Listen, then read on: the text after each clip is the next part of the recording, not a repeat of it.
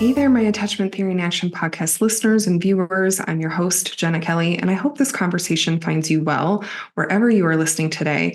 I'm really excited to share this next conversation with you because I get to sit down with an old colleague of mine who I've learned so much from her research and from her new book.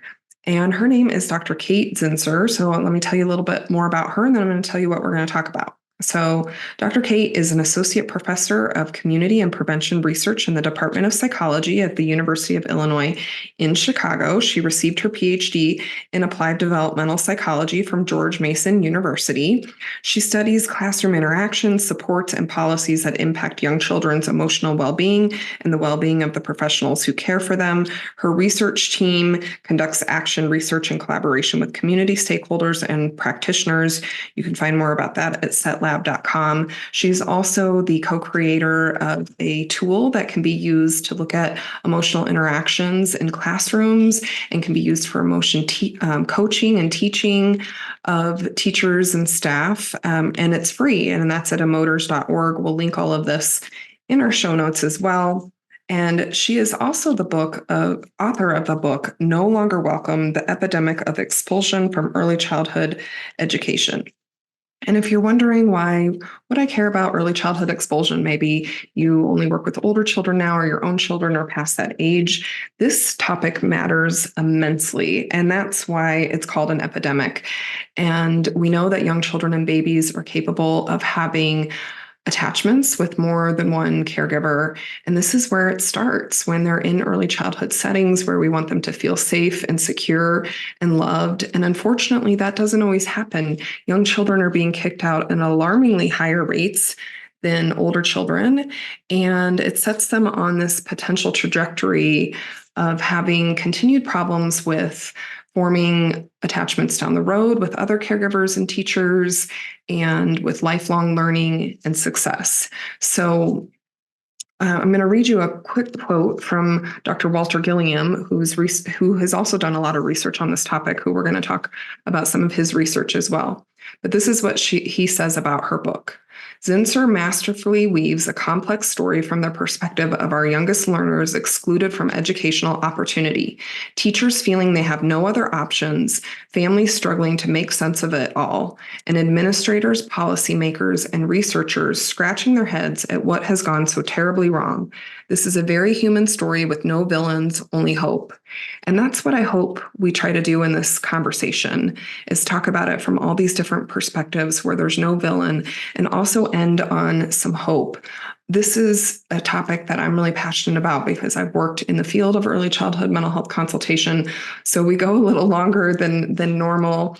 But she's got this amazing research brain that I can ask her a question or share something, and she just pulls this research out, whether it's her own or others, and it just makes it such a compelling and interesting conversation. So it's also a call to action because we need to do better. We need to do better for our early childhood workforce and for our youngest children when they're in early care and education settings.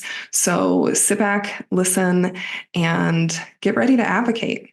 Well, hello, Kate. It's so good to see you again. And not only is this a chance for us to talk about a topic that we're both really passionate about, but it's a chance for me to reconnect with you. So thank you so much for being here today. Thank you for having me. This is exciting. Yes. So we're going to talk about all things early childhood expulsion, which already sounds kind of heavy, but it's a really important topic for us to think about, and so important that you wrote this amazing book, No Longer Welcome, The Epidemic of Expulsion from Early Childhood Education. And I want to bring in an attachment lens as we're talking about expulsion today too. But before we do, I also want to invite more of you into this conversation. And so, Kate, if you could please share an attachment memory that feels important to you and to your work. Yeah, thanks, Jenna. This is a fun question to think about. So the memory that came to mind for me was I was probably about 4 years old, and I was having an epic tantrum and just absolutely losing it. You know, like my body turned into a wet noodle. And I have a very strong memory of sitting with my father on the bottom step of the flight of stairs going up to my bedroom and just counting together. And he was a psychologist, so in retrospect, this was clearly clearly something he knew a lot about. But I remember feeling like I could have my feelings in that space, and that he wasn't afraid of them, and he wasn't going to run away from them, and he was just going to be with me in that messy, loud space. And eventually, I calmed down. And then we were able to talk about, I have no memory of why I was so upset, right? But I remember that feeling of sitting on the stairs with my dad. Yeah, that was the powerful part of the memory, is that feeling. And as we talk about early childhood expulsion today, I think that memory is exactly what children need more of in these early childhood settings to be successful and to develop those secure attachments, is having those adults and caregivers that are willing to be with them and to help them understand that these feelings are okay. Yeah, So, exactly. Yeah. So before we get into that though, tell us more. So you really are talking about this from the research perspective. So tell us more about just the trajectory of your research, because I learned some interesting things from your book, of where it started and then how it evolved into looking at early childhood expulsion. Yeah. So I am an applied developmental psychologist. I trained under a brilliant woman, Suzanne Denham, who became very well known for her work around parents' socialization of children's emotions. So how parents helped children to learn about their emotions and to learn emotion regulation skills. And I happened to be in graduate school as she was starting to pivot her own research to think about whether these interactions were similar between parents and kids and between preschool teachers and kids. So to what extent do preschool teachers play a role in helping to shape children's emotional skills? And we all had this very strong feeling that, of course, this is true, that we see it happening in classrooms, but it hadn't yet been solidly identified in the research literature. And my own research kind of kept going in that direction, thinking about the roles that teachers play, thinking about who teachers are as emotion role models for children. And as I said before, as the daughter of a psychologist, he was an organizational psychologist, so he cared about kind of workplace environments. And my mother was a nursery school teacher. And so lo and behold, I end up writing my dissertation on how workplace conditions affect teachers' emotions that then drive their emotional interactions with kids. I bet your parents are so proud. I think they were scratching their heads a little bit. And in that, doing that research, I kept coming back to this question of, why are teachers crying at work? Why are our early educators so exhausted and so depleted that they are not in a position to be their best, whole, authentic selves with their kids in a way that will enrich children's emotional learning? And it was in starting to get my career and my work going here at the University of Illinois, Chicago, around 2013, 2014, that we started to see data come out of the federal government from the Office of Civil Rights. They were releasing the first wave of data from the civil rights database about expulsion that included preschool data points. So the federal government has collected data on disparate school experiences of children ever since the Brown versus Board of Ed ruling. And it was in 2012, under the Obama administration, that they finally started collecting data points that included pre-kindergartners enrolled in public pre-K to 12 settings. And so it was 2014, I think the fall of 2014, when we first got the analysis that showed that pre-kindergartners in public pre-kindergarten spaces were being excluded at very high rates and in ways that were in line with the same racist and ableist disparities that we see in K-12 education. So Black children, children with disabilities, and boys being overrepresented among those who are being expelled. And so in my brain, I'm wrestling with these two concepts, right? Teachers are exhausted, stressed, quitting, emotionally depleted, and kids are getting kicked out. Mm-hmm. And as someone who studies kind of how we support children's social and emotional development, I had to see these as connected. And almost that the promotion of children's social and emotional development is like the opposite side of the same coin as the expulsion of children. And so in 2014, 2015, I applied for and got some funding from the National Academy of Education to fund an initial study about whether or not having supports for children's social and emotional development in programs, in childcare and preschool programs, was associated with lower rates of expulsion. And so that first study, we were pounding the pavement here in Chicago. We were recruiting programs door to door, surveying and interviewing teachers. And in fact, we did find in that first study that when teachers had access to more social emotional supports, things like SEL curriculum, things like access to a mental health consultant, professional development around SEL, that expulsion rates were lower. What was interesting, though, is that we also found that relationship was dependent on teachers' levels of stress. So when you can think of it as when providing more social and emotional resources increases teachers' stress, then expulsion rates were still high. But when SEL supports were provided and teacher stress was low, then we saw expulsion rates come down. And so that really kind of helped me understand the connection between teachers' workplace experiences and their decision-making around pushing kids out. Mm-hmm. Yeah, and I think that's important groundwork for us to lay as we talk about this early childhood expulsion and really naming that teachers are doing such important hard work. And so when we talk about this, we're not talking about it from a place of blame or shame or any of the things that may come up around this topic. It's that they're often under-resourced. And just like all of us, when we're under stress, we may have to make decisions that are very much from a survival mode. Like my survival depends on, what's happening in this classroom right now. And I'm just too stressed out to deal with this child. And there's so many systemic issues that impact this too. And we're going to get more into that. But to help us set the groundwork a little bit more as well, how do you define early childhood expulsion?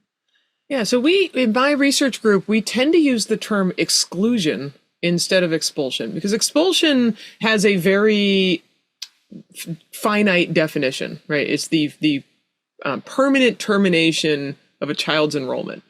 And that comes out of the K-12 setting where education is compulsory, right? And so that you are required to be there up until a certain age. And if you are expelled, then your parent is required to find you another place to be enrolled.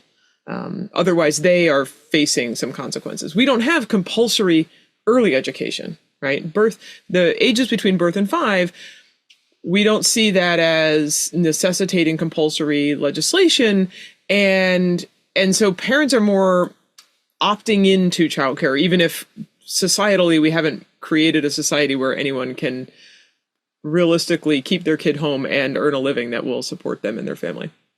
And so we use exclusion as an umbrella term, and it covers formal expulsion.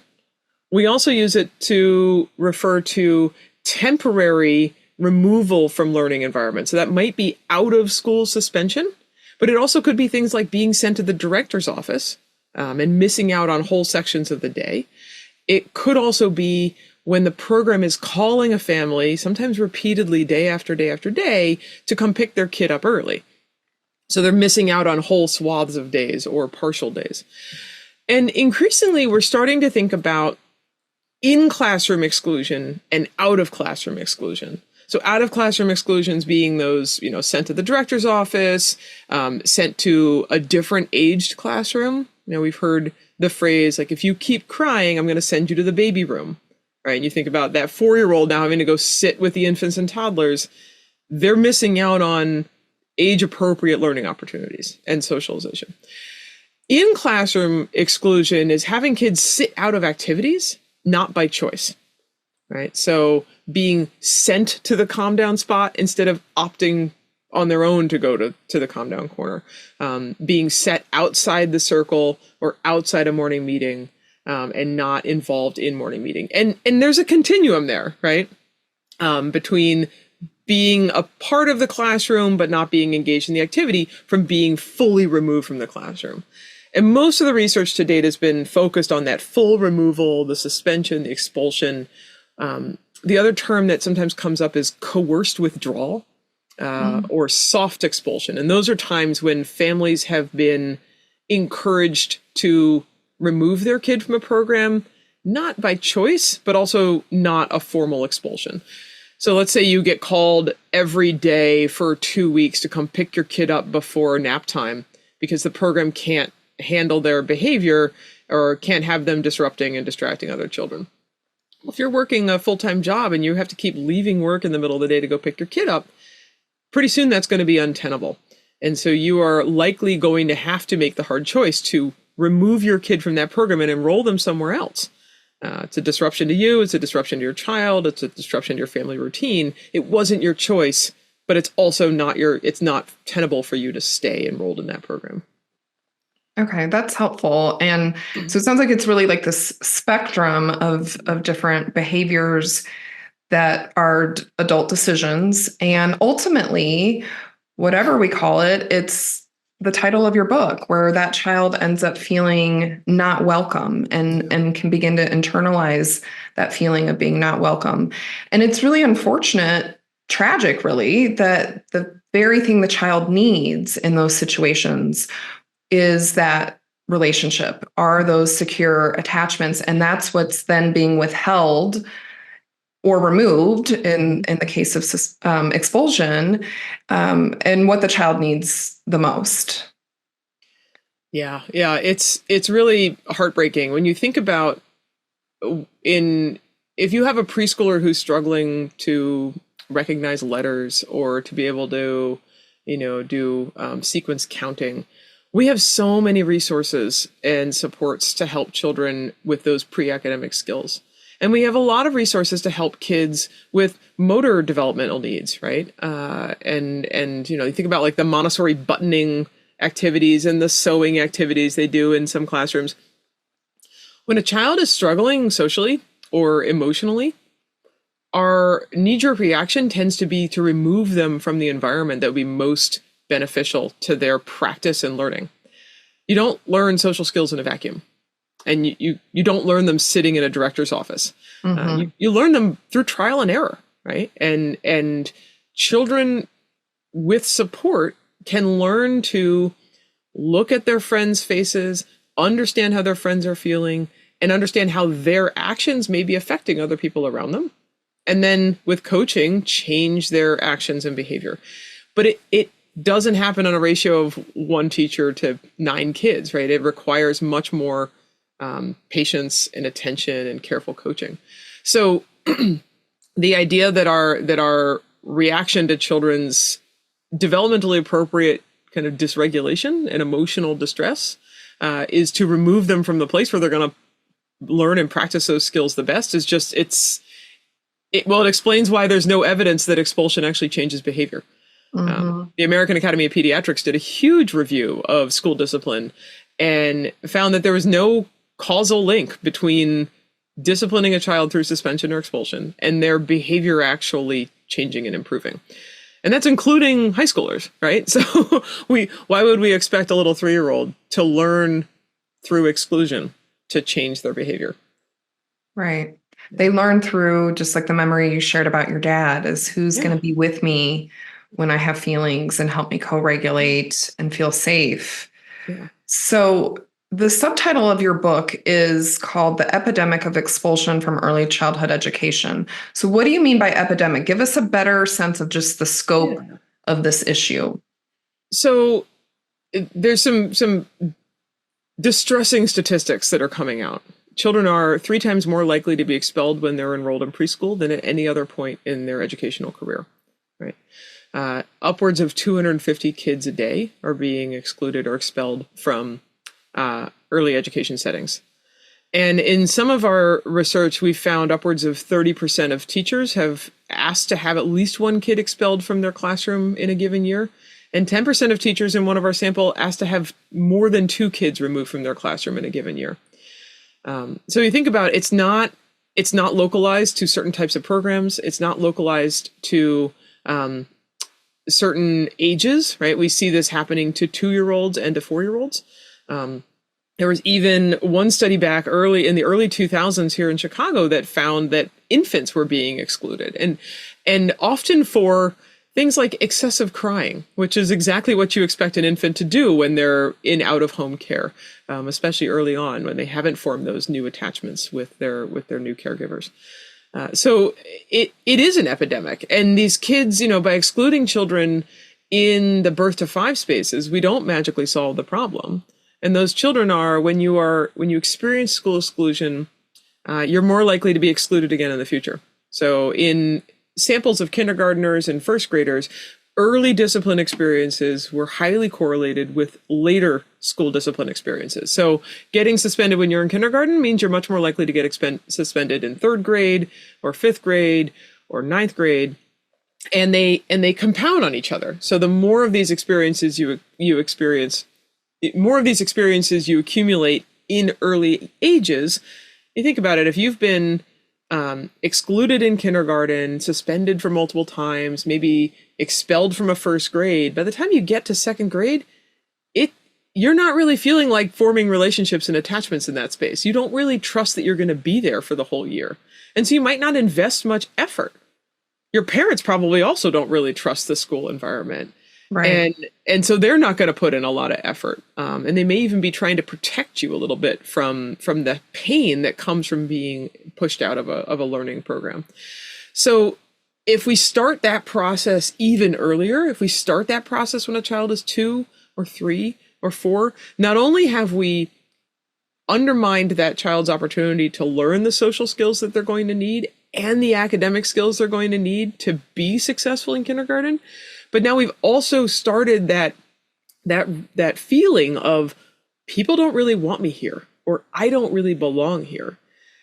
And we know from the research on parent engagement that getting parents involved in children's learning early is highly predictive of those children's successful graduation. So if you have a parent whose 2-year-old or 4-year-old has been expelled from 1 or 2 or 3 programs, they're coming into kindergarten very defensive. And it's much less likely that that parent's going to join the PTA and show up at the bake sales and be an active participant in the parent-teacher conferences. So we're already paving the way for that child to eventually drop out or fail out of their K-12 program. Yeah, there's so much important insights that you just shared, and now it makes sense why we're calling this an epidemic. And when we think about the school to prison pipeline, it's really like nursery school and preschool to prison pipeline, because this has lifelong impacts. And you share from that perspective of the child and the parent too, of what they're internalizing of, I can't trust, why should I form a new attachment with somebody when these earliest attachments, when I'm really trying to figure out, is the world safe? Can I count on you? And these earliest attachments were disrupted. Yeah. So this is why we have to take it serious, and we have to look at what supports do early care and education providers need, which I know we'll talk about too. But I want to circle back to a really important point that you made. Not only is this an epidemic, but what you talked about earlier about the way this falls disproportionately on young children of color or children with disabilities, and especially boys. And you have a line in your book on page 10 that says, "Nevertheless, we would be remiss to assume that these negative consequences are evenly distributed across all children in our country. Like many other social processes in our nation, school discipline is enacted unequally across gender and racial lines." So let's talk more about that. Yeah. So, Beverly Tatum has the quote about schools being smothered in the smog of racism. And I think, unfortunately, our childcare and preschool systems in our country are not immune from this, even though our early educator workforce is much more diverse than the teachers in K-12 settings. We're all living in a highly racist and white dominant culture. And those values and perspectives and perceptions, or biased perceptions, come into play in preschool classrooms as well. And there's been some really tremendous experimental work done by Walter Gilliam, who was formerly at the Yale Child Study Center and now out at the University of Nebraska, around the implicit bias among early educators. And he comes at this work with a tremendous amount of empathy for early educators. And as you mentioned before, this is a workforce incredibly under stress and strain. That this is a workforce where more than half of them qualify for some form of public assistance. They're being paid poverty wages to do some of the most emotionally demanding work in our country, right? And I mean, I have two little kids, and I'm emotionally exhausted at the end of the day, right? Let alone having 18 of them that I'm responsible for, and then having to go home and take care of your own kids and family. So I just want to kind of, before we get into the details of the processes, acknowledge that this is an imperfect and in fact broken system that is expecting impossible tasks from the people that we've entrusted our children with. So boys are disproportionate. I think boys make up over 80% of children who are excluded, even though there are almost 50% of children enrolled in childcare and preschool, right? So when you look at the modal child being excluded, it is typically a boy. It is typically a white boy because white children make up more of our population currently, but that is shifting. And that boy is typically being excluded for behaviors like inability to sit still, inability to comply with classroom expectations, physical destructive behavior or aggressive behavior, pushing, shoving. For younger kids, especially pre-verbal kids, it's things like biting, which is very scary for parents, but very developmentally normative. We also see that typically children who are that children who are excluded and expelled are disproportionately Black children and children from indigenous populations and Native American populations. This is in proportion to their enrollment levels. And it's really concerning because of what you said before about the school to prison pipeline, right? When Black children and Black boys in particular experience school exclusion, they are placed at highly increased risk of coming into contact with the juvenile justice system at a much younger age. At the same time, we also see intersectional disparities. So Black girls are 6 times more likely to be expelled than white girls. So there is an increased risk related to racial identities in combination with gender. We also see disparities by disability status and across lines of experiencing adversity and trauma. So by one estimate by a researcher at the University of Massachusetts, Zhang and colleagues found that having experienced a early adversity, something like experience homelessness or living with a parent with a mental health need, witnessing violence or being the victim of violence, neglect, or abuse, increased a child's risk of being expelled by almost 80%. So we can talk a little bit later if you want about the connection between early trauma and adversity and brain development and children's emotion regulation. And then children who are suspected of having a disability or who are diagnosed with a disability are also much more likely to be expelled. And you can see the connection between children's needs for support and demands on classroom resources, especially in poorly resourced programs, and the strain and stress it puts on teachers and their capacity to cope with children's additional needs and behaviors. So I know I rambled a little bit there. I want to come back to the why, right? So there are disparities across all these different components, and the why is something we're still unpacking. But that work by Walter Gilliam and colleagues was able to show that through some experimental methods and watching how teachers pay attention to children's behavior, they were able to show that teachers are much more likely to anticipate and therefore see misbehavior among Black boys compared to white boys, white girls, and Black girls. So when teachers were placed in a kind of a fake classroom environment, they were watching a video and they were wearing, or the computer was set up to track where their eyes looked on the screen. And they were told to anticipate and push a button whenever they saw behaviors that might become problematic.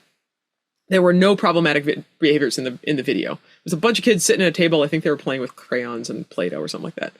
4 very well-behaved children. 1 Black boy, 1 white boy, 1 Black girl, 1 white girl.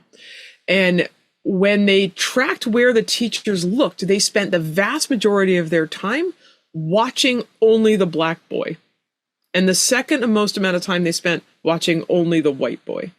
So if you spend almost your whole day in a classroom watching these children and waiting for them to make a mistake, then of course you're going to see the mistakes more often in those spaces. So there's that biased anticipation and perception of behavior as potentially problematic.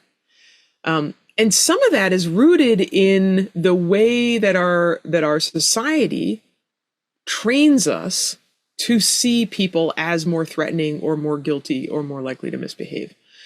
In another study that was using pictures of children's faces and asking participants who were very demographically similar to our educational workforce to rate children's guilt.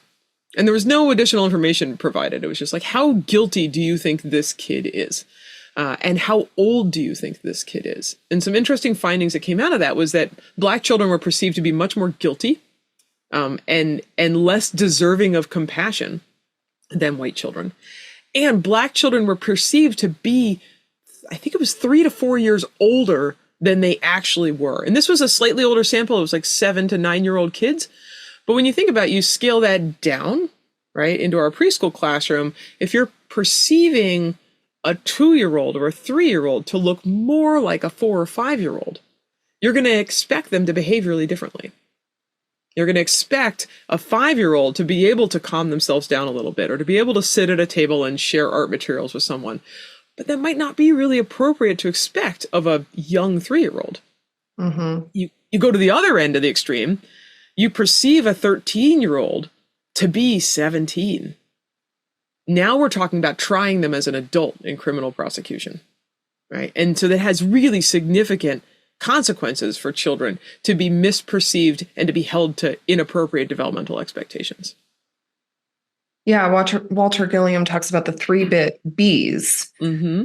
Big, Black, and boys, that those are the highest risk factors for expulsion, and that Black boys are often perceived, like you said, as being bigger and older than what they are. And so already that increases the chances that the expectations of the adults are not going to align with developmentally where this child is at. What is also interesting about that study, if I'm remembering correctly, is that the teachers didn't perceive that they were watching these Black boys more frequently than the other children, which does speak to the power of implicit bias, which I would love for you to define for us, Kate, because it's easy for us to say, well, I wouldn't do that. I wouldn't watch that little Black boy more. And I think we all want to believe that. But implicit bias is something that happens at that very subconscious level. And like you said, we live in a society that's steeped in racism and white supremacy. And so it impacts all of us. And this study was done with white and Black teachers. And it was across the board that white and Black teachers watched the Black boys more regularly. So let's talk about, what is implicit bias? Yeah. So implicit meaning you're not aware of it, right? So when we use this especially in this context, we tend to mean a negative belief or attitude that we're not aware of, that we're attributing to or holding against a specific group of individuals. And you think about the social groups we just talked about: children of color, children with disabilities, children by gender, right? So boys in this case, we could also potentially attribute this based on prior knowledge of a child. So if you know that a child comes from a household where there's been some strife, there's been some disruption and holding a negative attitude towards kids. I had a teacher in a sample once saying, well, and it was cringeworthy, right? It's like, what would we expect? All of their dads are in prison.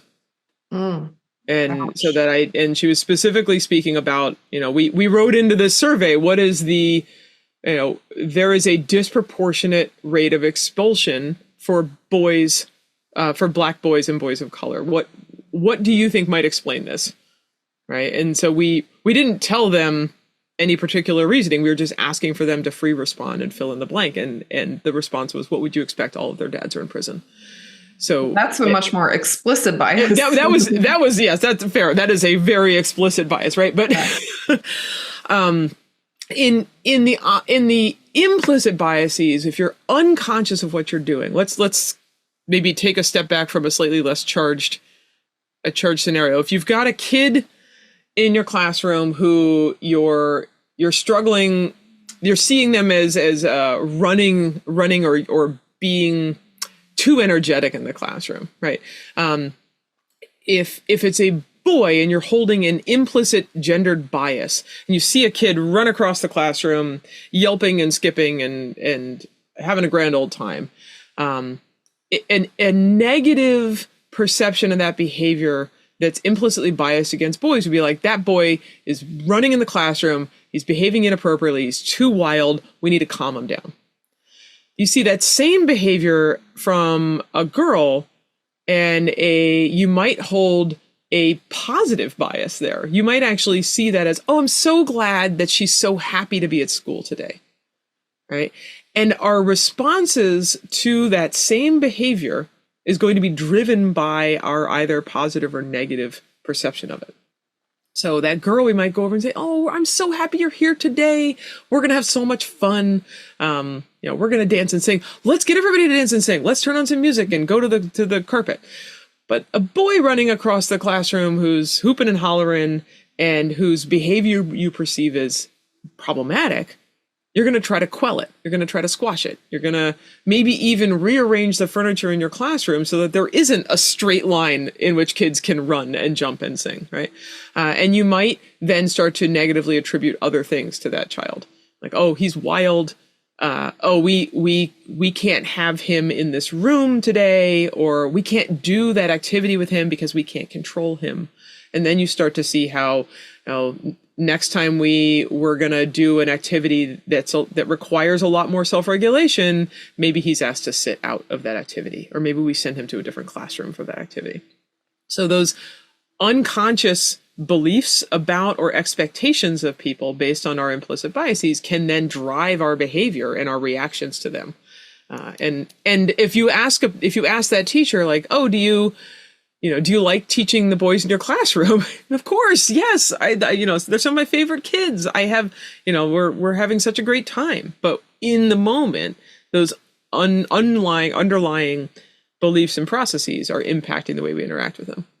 Yes, and impacting ultimately the attachments that they're forming with children and especially boys. Because now that teacher is someone who's controlling me instead of someone who's accepting me wholly or helping to create a learning space that's better, that's conducive for my temperament and my needs. Mm-hmm.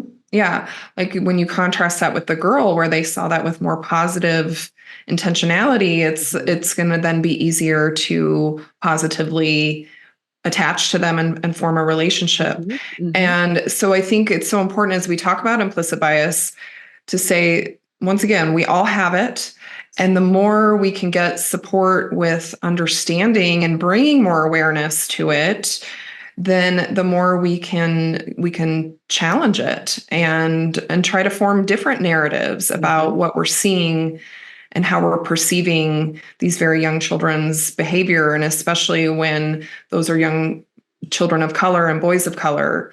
And I think teachers, if I remember right too from the study, they may have an easier time accepting the gender bias. And it's harder to for any of us to say, what, how could race be impacting the way I'm seeing this child? And, I did early childhood mental health consultation, which I know we'll talk about too, is a really important supportive intervention for decreasing expulsion and hopefully increasing secure attachments. But I mean, I saw this firsthand. So I would just say anecdotally, 75 to 80% of the consultations that I got called on were for boys, usually 3-year-old boys. That seemed to be like the magic number. Sometimes younger, like you said, babies get expelled too and excluded. But it's almost like sometimes we'll give a little bit of a age grace, like they're still a baby. And then they get to 3 and they're like, well, they should have outgrown the biting or whatever it is, and they're still babies at 3. But so 3 seems to be that magic number where we get a lot of referrals. And I think the research has also reinforced that 3-year-old boys are the common age of referrals. Yeah, I wonder about how, as the language around preschool has been pushed down, right? We've started to shift to see 3-year-old classrooms as preparatory classrooms instead of as, and I know the terminology can get complicated and people have strong opinions about differentiating childcare and preschool and pre-kindergarten. But I do wonder how using the term preschool to now capture many 3-year-old classrooms as well as 4-year-old classrooms has shifted our perceptions of the expectations for children. It's like, well, this is preschool now. So you need to be a big kid and sit in your seat and contain your wiggles, versus, the mixed age classrooms that would have 3-year-olds and toddlers in the same room and are having different expectations for what the kind of the average kid in that room can do. Yeah. And I love how your book points out how this doesn't just impact the children who are excluded and expelled. This impacts the whole family. This impacts parents' ability to feel like a good parent. Like, what's wrong with me that my child can't be successful in this setting? And so can you talk more about what your research revealed around the impact on the family unit? Yeah, so this is work that we're continuing to do, and I have an amazing partner here at UIC, Dr. Sarai Coba Rodriguez, who's a family scholar, and she studies family dynamics, especially among Latino families in Chicago here. And so we've been interviewing families of children who were excluded from childcare settings for the last couple of years, and we've actually done a round of follow-up interviews with these parents. And I think a testament to how emotional and emotionally charged talking about this is that for many of these families, we were kind of the first group of people they were willing to talk openly about it. We expected these interviews to last about an hour. Most of them lasted an hour and a half to 2 hours, and most of these parents wanted to talk to us again. It is a rare, unexpected treat as a researcher to have people who want to participate in follow-up interviews, right? And so this is their stories have just been crushing. These are children who, and this is a sample that is predominantly white middle-class parents, although about 40% of the kids in the sample are children of color, and some of them are foster and adopted children, and some of them are multiracial families. And the parents tell these heartbreaking stories about how their experience of expulsion, even sometimes 7, 8, 9 years ago, is still something that they're daily struggling with. It's still something that weighs on their hearts. They feel an immense amount of shame and guilt that their child experienced this and that other people perceive their child this way. They had a lot of self-doubt.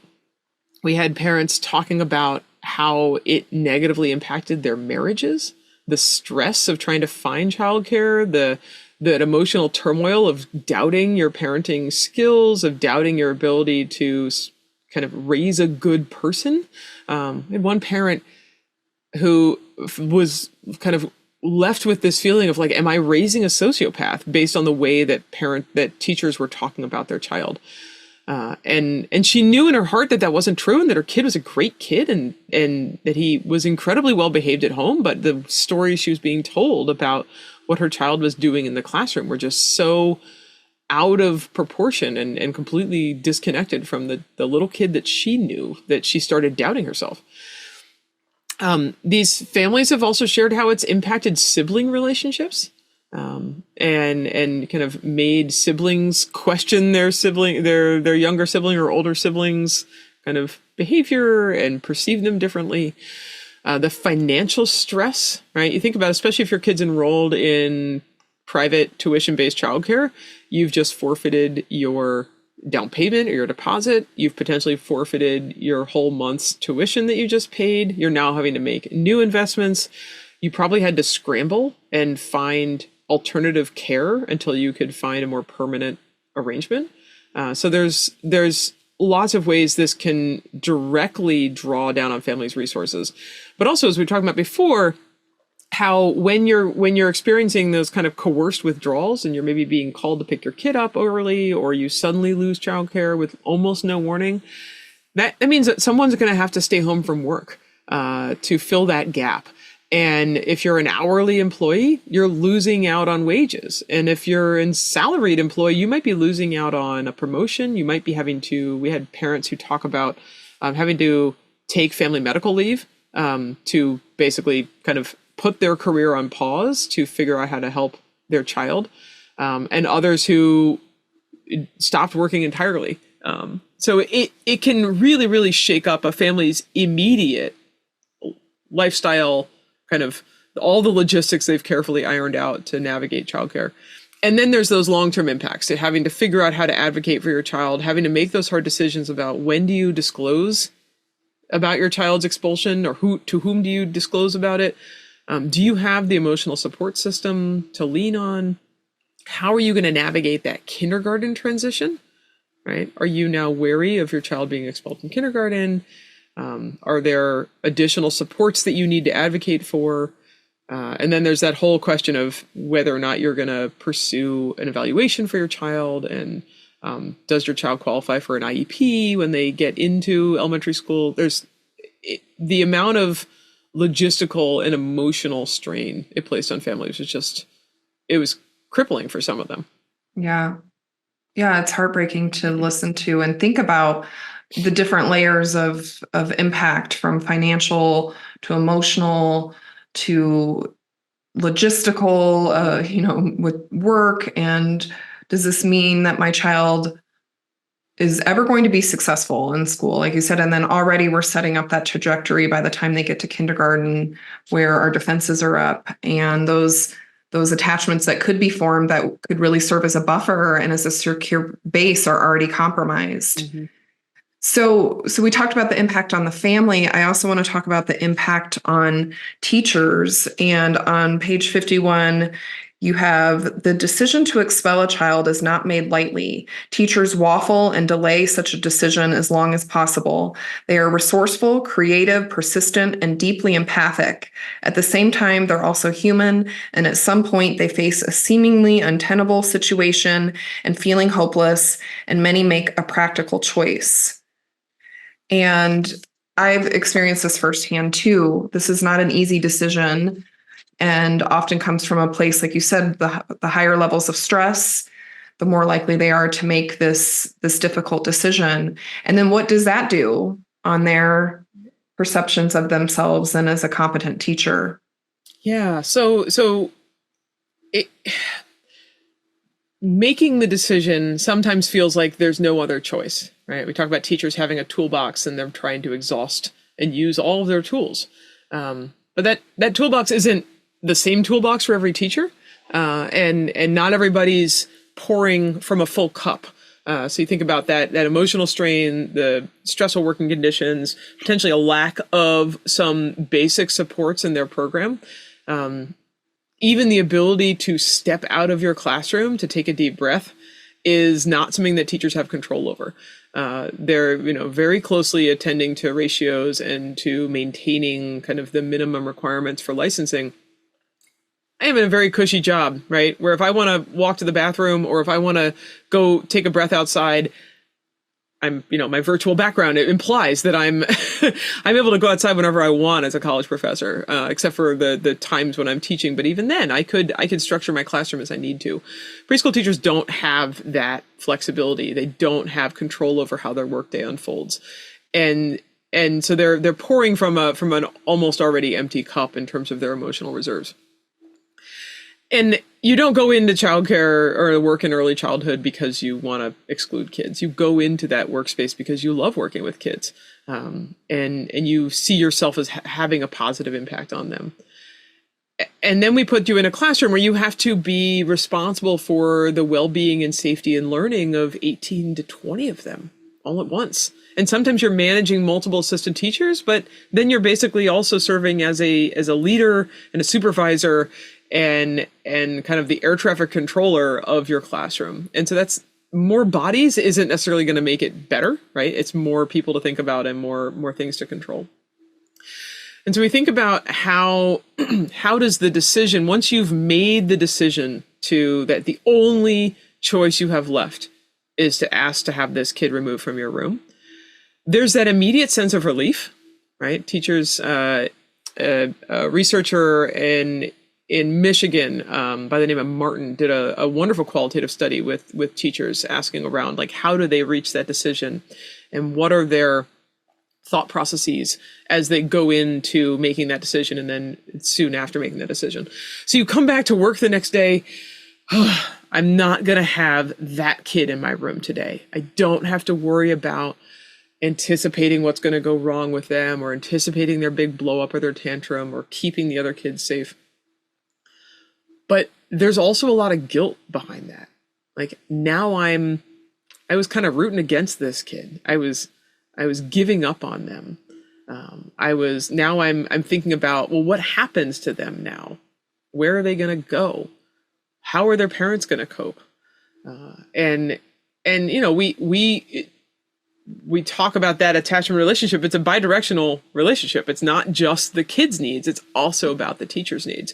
And so that teacher's sense of themselves as an effective educator, their belief in their ability to affect change and to support children might be undermined, and their trust in their workplace to be a good place for kids might also be negatively impacted.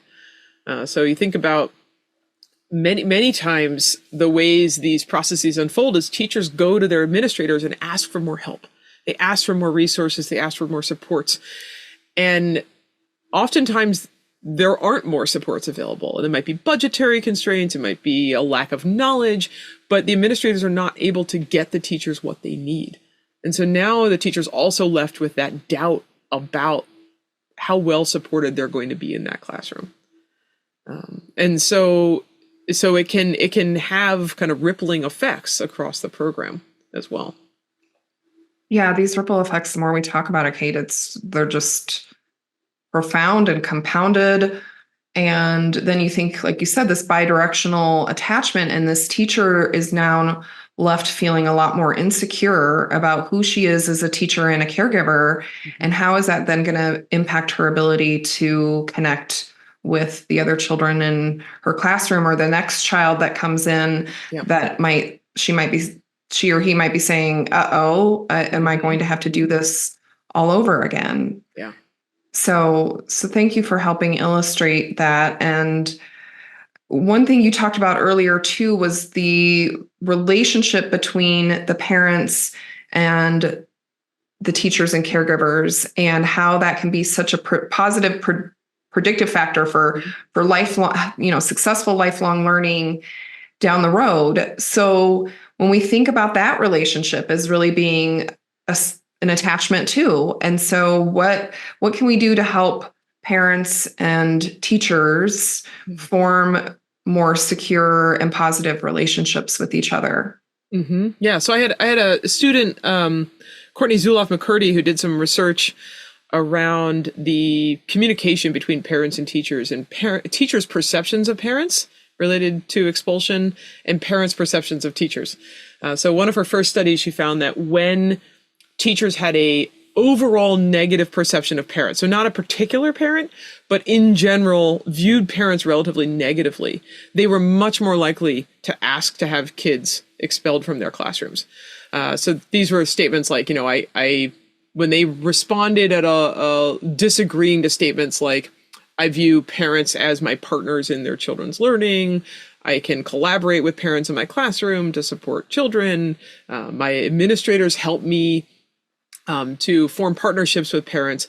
When they indicated kind of disagreement with those statements, they were much more likely to expel kids. Likewise, when parents didn't trust teachers, they were much less likely to disclose what their child had struggled with in the past or their child's expulsion history.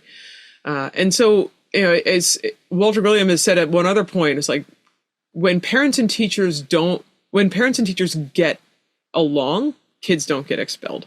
Mm-hmm. If a parent and a teacher have a positive, productive relationship, they're going to work together and teachers are going to be much more likely to go out on a limb and try harder for kids. And that makes sense, right? When there's mutual support and respect in any working relationship, people are willing to try harder. But when parents or teachers enter into that relationship defensive and potentially from a place of distrust or from like combativeness and animosity, then I'm not going to be as willing to go out on a limb for someone who I think doesn't respect me and doesn't trust me and is looking to get me in trouble. Mm-hmm. And so I think I mentioned before that my mother was a nursery school teacher, and she was a nursery school teacher at one of the oldest preschools in Brooklyn, New York, at Grace Church School in Brooklyn Heights. And I think it was like 100 and something years old. And back in the day, in the 1980s or so, they used to do home visits as a prerequisite before the start of the school year. And, it was very proper, 1980s housewife style of like you have the kindergarten and the preschool teacher over for tea and you watch the kids play and you talk about your summer and that sort of thing. And that's very much coming from a point of privilege of comfort, opening your household to a stranger who, there's that hierarchical relationship there. So I don't advocate for that, but I think that the nugget behind that of meeting before school starts, meeting and having a relationship before there's any reason to call home about behavior, there's a lot to be said for that. And maybe it's through having informal playground meetups, in the weeks before a child starts enrollment, so that there's an opportunity for parents and teachers to get to know each other before there's a need to collaborate on something. And starting from a place of a positive relationship, starting from a place of seeing each other as partners. And then the next piece is that first phone call home shouldn't be because there's a problem. Right? Just like your first, if you're a manager in a company, you don't want the first time you talk with an employee to be because they did something wrong. You want them to feel welcome and secure so that when they need support and when there is a problem, you have a relationship to stand on. Yes. And so I think encouraging that parent-teacher relationship building almost separate from the kid, right? That they can have a relationship first and then they can collaborate together to support children. That would be ideal. I know there are a ton of logistical constraints to that, but at a minimum, finding a way to pay teachers for that work, right? Making that part of their workday is that positive relationship formation instead of just another thing that they have to do outside of their working hours. I love that you talked about the home visits and that I just had a little aha moment about an early childhood program that I used to consult with that was very old school. And they did do home visits and that was valued. It was paid for. Mm-hmm. And I was always trying to kind of put together all the variables that they had much lower rates of expulsion, if any, ever. And I, attributed it to a lot of different things, but I don't know that I caught the home visits. I mean, these were more seasoned teachers. They had more supports. Mm-hmm. They were used to getting early childhood mental health consultation, which I know we're going to talk about as another important piece of this problem and what can we do about it. But the home visits, Yeah. Yeah. The time it clicked for me, so you might be familiar with the classroom assessment scoring system, which is one of the most commonly used measures of classroom quality. And it's wrapped up in, state quality rating improvement systems and licensure and that sort of thing. So the class, as it's called, has an item. One of the behaviors, the behavioral indicators that teachers can get scored on that measure is around connecting classroom content to children's home lives. And one of the training videos, if I remember correctly, had a teacher asking a kid about sharing a bunk bed with their brother.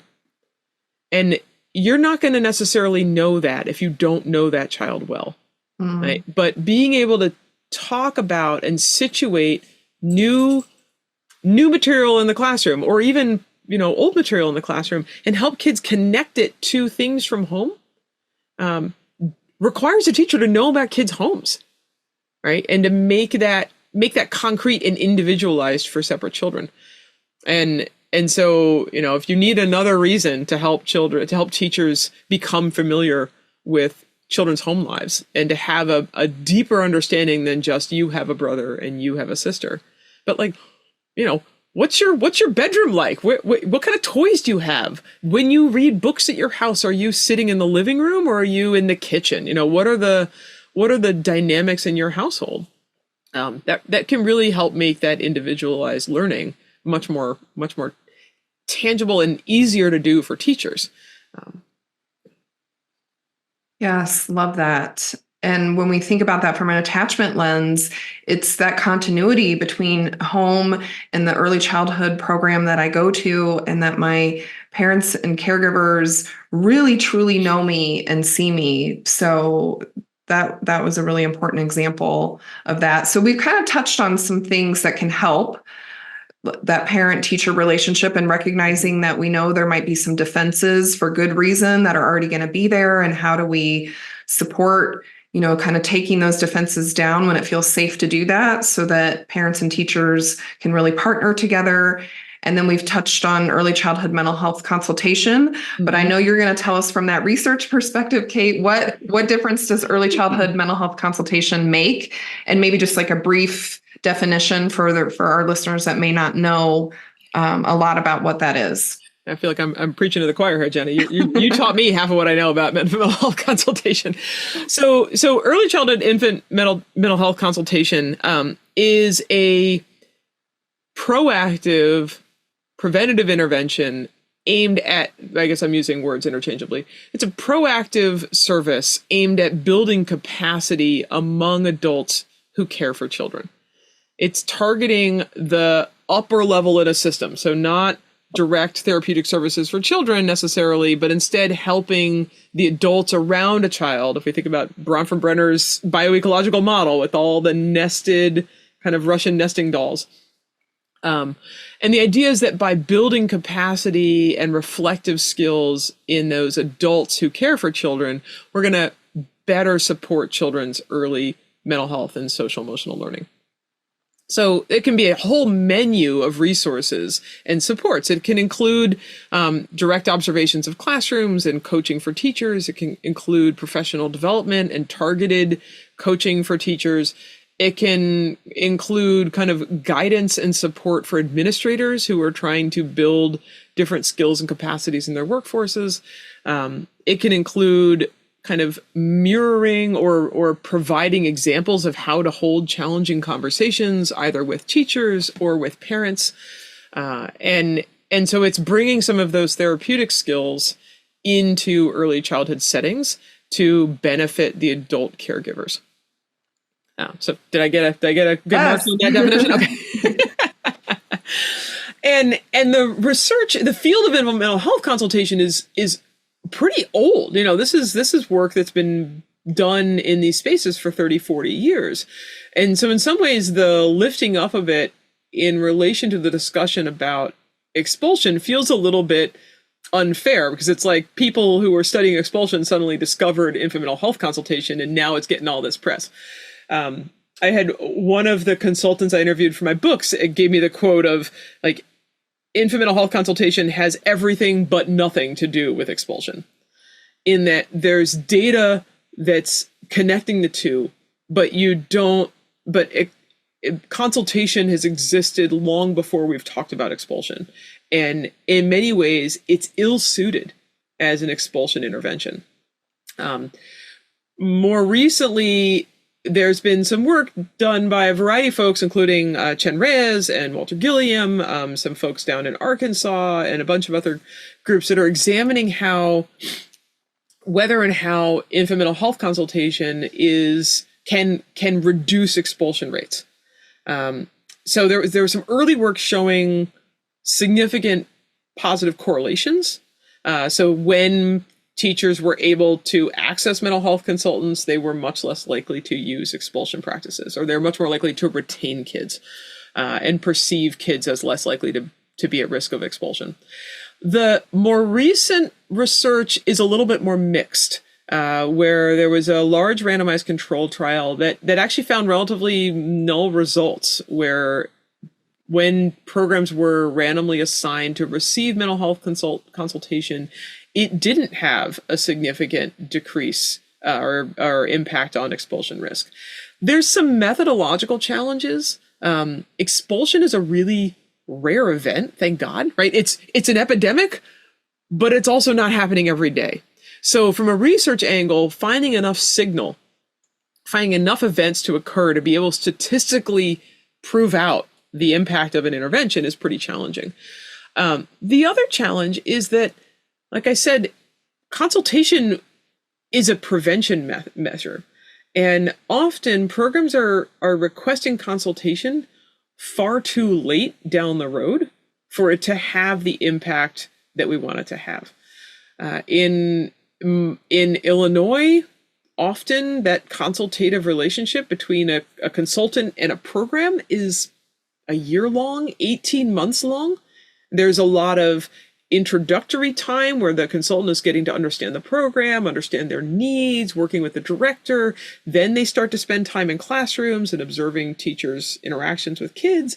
And then they start to bring in the supports and resources and services that, based on their kind of needs assessment, they've determined that program could benefit from. But when programs call for consultation, sometimes we're at the end of our rope. We've been dealing with this kid for 6 months. We're out of ideas. And unless you help us, we're expelling them on Friday. Right. Right. Crisis mode. Right. And at that point, there's not a whole lot that an individual consultant can do besides come in and say, please don't do that. Right. Because the fire is already blazing, and one poor person holding a bucket is not going to be able to quell that crisis happening in that program. So when used proactively and fully, I do believe that consultation can be incredibly beneficial to reducing expulsion rates, but it's not designed as an immediate kind of high stakes intervention. Yes. And I think what was so fascinating about Dr. Walter Gilliam's original research around mental health consultation, which I found to be reinforced through my lived experience as a mental health consultant, is that it wasn't the behavior of the children that was changing. It was the perception of the behavior among the adult. And that's where I think consultation can be so helpful, is it gives teachers and caregivers a place to just take a step back and reflect on what's coming up for them, and how am I viewing this child, and hopefully bring to light some implicit bias that they may not have been aware of in a very, accepting, empathic way, not a shaming way, because it's something we all have, like we talked about, but a way to catch it. And so there's a lot that can be accomplished with mental health consultation, but it's just one piece of the puzzle. Yeah. And we've also spoke already to some of those bigger, more systemic issues with the way teachers are valued in our, especially American, more Western society. They're not just babysitters. Right. They are basically co-parents with parents in helping raise children at their most vulnerable, critical time, when these attachments and most rapid brain development is happening, and we're setting that trajectory for lifelong learning. And so we have to do more systemically to change our early childhood system. So That's what I mean, I knew we would go over because I said we're both so passionate about this topic and could go on and on.